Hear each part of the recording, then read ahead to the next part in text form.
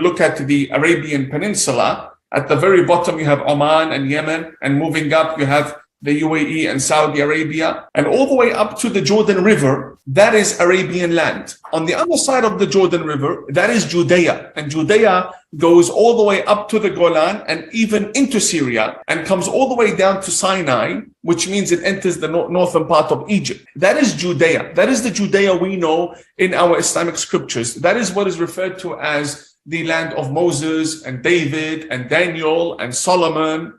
Hello everyone, Insightful Nomad here. In this video, I want to show a very interesting clip by a man who's been dubbed or named the Imam of Peace, Mohammad TawhidI. He's Iranian born but grew up in Australia, and he's one of this kind of small but very loud and influential group of Islamic scholars, religious figures, if you'll call them, who are speaking out and having kind of a very different approach to certain things that are happening in the Middle East and also concerning the Israeli-Palestinian conflict. Yes, we're talking about a Muslim. Some people say he's not a real Imam. I don't know. I'll leave that to you. Let's say Imam, who kind of supports Israel in this conflict and has a very interesting take on the Palestinians and the Jews in that region. Let's take a listen. The reality here. The Palestinian people have been saying that the Abraham Accords, and by Palestinian people, I mean the Palestinian leaders and their supporters. They've been saying that the Abraham Accords is a betrayal to the Islamic cause related to Al-Aqsa Mosque, and the betrayal to the Arab cause of liberating Arab lands from Jewish so-called occupation. The fact is, the Palestinians are not Arabs. And the cause is not an Arabic cause. Arabia begins from the Gulf of Arabia, which you look at the Arabian Peninsula. At the very bottom, you have Oman and Yemen, and moving up, you have the UAE and Saudi Arabia, and all the way up to the Jordan River, that is Arabian land. On the other side of the Jordan River, that is Judea, and Judea goes all the way up to the Golan and even into Syria, and comes all the way down to Sinai, which means it enters the northern part of Egypt. That is Judea. That is the Judea we know in our Islamic scriptures. That is what is referred to as the land of Moses and David and Daniel and Solomon and the land of the Torah. And these are the Jewish people that even during the early years of Islam, these are the people that we had dialogue with and we traded with, and they came over to Arabia, and they established their tribes, 12 Jewish tribes in Arabia, Bani Qurayza, Bani Qaynuqa, all of these Jewish tribes that were in the region. Khaybar, for example, it's known for its events. So this region is what we know, and its people we know is Judea, and its people are Jewish people. This is where our prophets came from. And the Palestinians are not Arabs. The Palestinians descend from many lineages, from the lineages of the occupants of these lands, the Romans, the Circassians, the Gypsies, the Turks, the Armenians, the other nations that came and went, the Ottomans. These are the leftover groups of people, and they are known as the Palestinians, even though the name is problematic because Philistine means invader. They've been chosen to call themselves that, and that's fine. But they're not Arabs, which means the cause is not an Arabic cause. If there is a Palestinian who claims he's Arab, then he's indigenous to Arabia on the other side of the Jordan River, and they cannot be indigenous to Judea. This is an interesting point that I'm seeing a lot of discussion about, including my friend, the Traveling Clad, who's a YouTuber and commentator as well. You should check out his channel, where he's been trying to push this idea of, you know, a lot of the peoples in the region being Arabized people rather than Arab people. And I tend to agree with that in the sense that Arabia, the indigenous original Arab people, come from the Arabian Peninsula, from what is today, as he said, Saudi Arabia, UAE, Oman. And then they burst out of the Arabian Peninsula and went on this big conquest colonial movement in which they colonized all of the Middle East and North Africa. This was in the 7th century. And as happens in such conquest and colonization, as happened in the Americas, North America with the British, South America with the Spanish, Australia with the British, parts of Africa with the French, is that the people then end up adopting what the colonizer imposed on the population, right? So they brought with them their language, Arabic, their religion, Islam, and a lot of people adopt into that system. So in a sense, by the way, there's also probably some Palestinians or specific families in Hebron or stuff that are descendants of Jews, right? Jews who converted to Islam, took on Arabic and so forth, which is an interesting subject that some people claim is a pro-Palestinian point, some people claim it's a pro-Israeli point. But the point is that the true Arabs come from the Arabian Peninsula, and everyone else has been Arabized in the same way that if you look at a person in Peru who speaks Spanish and practices Christianity, you wouldn't call him a Spaniard, would you? Right? Even though he speaks Spanish. Like, that's the result of Spanish colonization, conquered the Incas in Peru, and they took on those characteristics of speaking Spanish, practicing Christianity. For example, it's a thing that we don't really talk about in the Middle East and North Africa, which is the grand Arab conquest and colonization. Of course, the people today are not to blame for that, and they shouldn't be held accountable for that, but just as how the history unfolded, yeah? And the Imam here is talking about that quite clearly.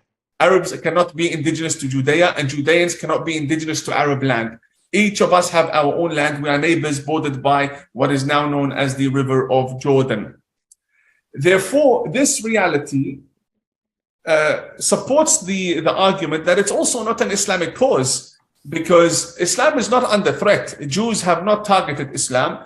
Judaism doesn't have a teaching that Islam needs to be annihilated or wiped out, or Muslims for that matter.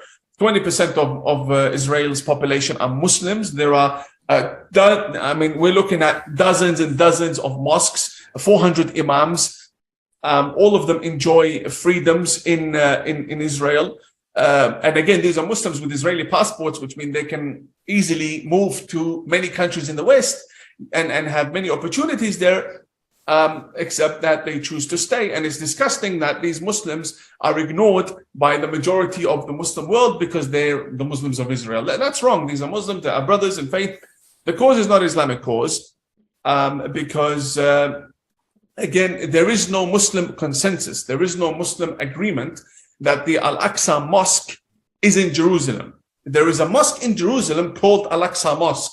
But whether or not it is the mosque referred to in the Holy Quran is a whole new debate, because when the verse came down in the Holy Quran referring to Al-Aqsa Mosque, the mosque in Jerusalem did not exist. The mosque in Jerusalem, Al-Aqsa, did not exist during the time of the Prophet, did not exist during the time of the first Caliph, did not exist during the time of the second Caliph or the third Caliph. The second Caliph established the foundations for that mosque, but then the Umayyads, Abdul Malik ibn Marwan, the fifth of the Umayyad dynasty, came and he established that mosque in 705. So we're looking at 72, 73 years after the death of the Prophet Muhammad. So that Jerusalem mosque was never visited by the Prophet Muhammad or any one of his companions. This came back 7 decades later on.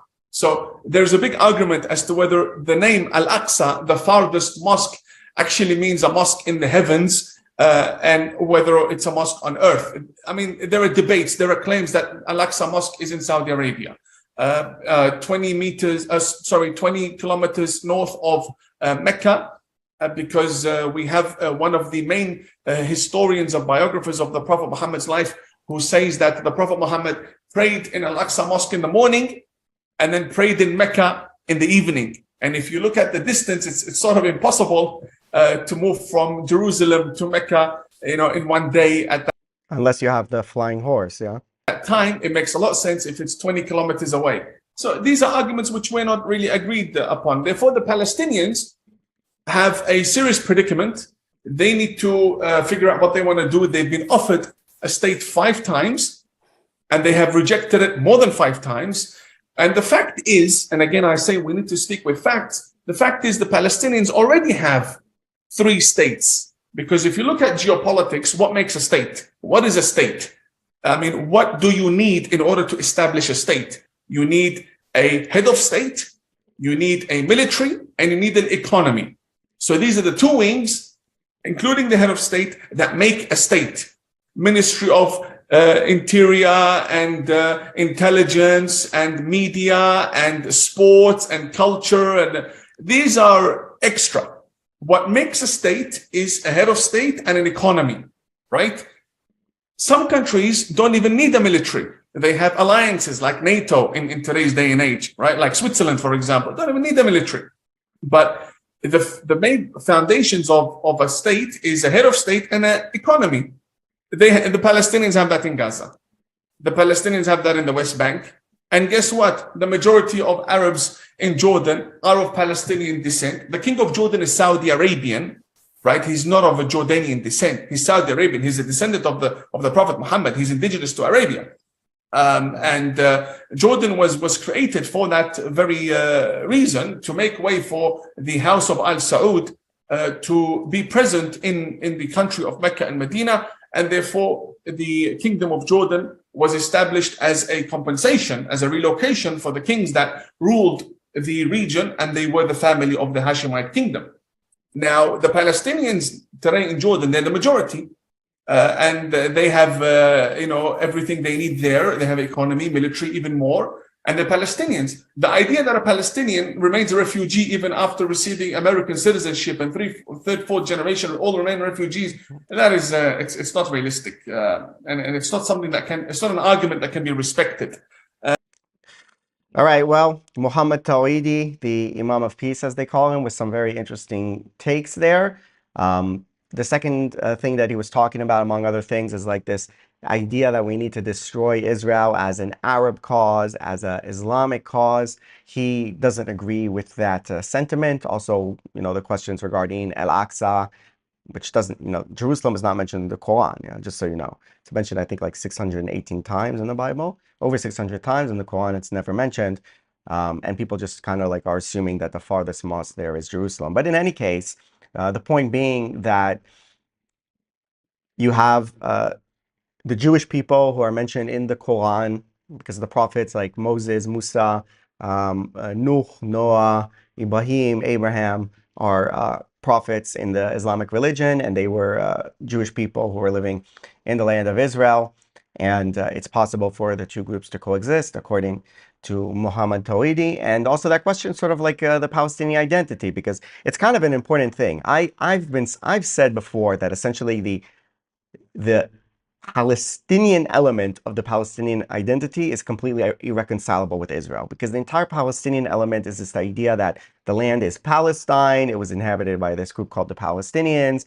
They were, victimized by Israel, became refugees and so forth. And that's like they have this right of return, kind of this dream of return, sort of like what the Jews had for many generations to the land. And that's like the core elements of the Palestinianism, the Palestinian identity, which is kind of irreconcilable with Israel. It's like all the land is ours. We were kicked out. We're going to get it back. Whereas the kind of like Arab Muslim elements of the identity can be reconciled with Israel. Like you have your culture and religion, like you speak Arabic, you have your Arabic literature, history, you have your religion, which you practice, you have your foods and customs. You can have that, and next to it have Israel, right? It's like the Palestinian element, as it is right now, is irreconcilable. And he's also just like casting doubt a bit on sort of what the Palestinians are in general. Like, as he said, I think they are indeed descendants of various groups who lived in the land, or some who maybe came later from, who migrated from Syria and Egypt and so forth. And they are Arabized. So in culture, in language and religion, they are Arab, even if in, let's say, maybe DNA wise or descendant wise of some of the people, they're not Arab, right? They're been Arabized, and that is their dominant element of their identity. And in the end of the day, it's like a question of how all this can be reconciled, right? How they can have their proper identity in place, but in a way that can coexist with Israel, and the same thing from the Israeli side. But I like seeing people like Mohammad TawhidI who don't try to deny the historic connection of the Jewish people in the land, and clearly wants to see all of the groups thrive and succeed. Talking also about the whole idea of creating another state of a similar identity like what you have in Jordan and so forth, and is that necessary to replace Israel as well? Something he brought up later. So yeah, you should definitely follow and see more of what he has to say. That's all for this video. Insightful Nomad. Please like and subscribe to my channel. If you want to see more of the original content, you should check out my travel vlogs. You go to the playlist, you can see my videos in Egypt, in Saudi Arabia, Indonesia, Malaysia, a lot of Muslim countries with a lot of very, very interesting takes. I really appreciate it if you go and watch that. That's all, you guys. See you next time.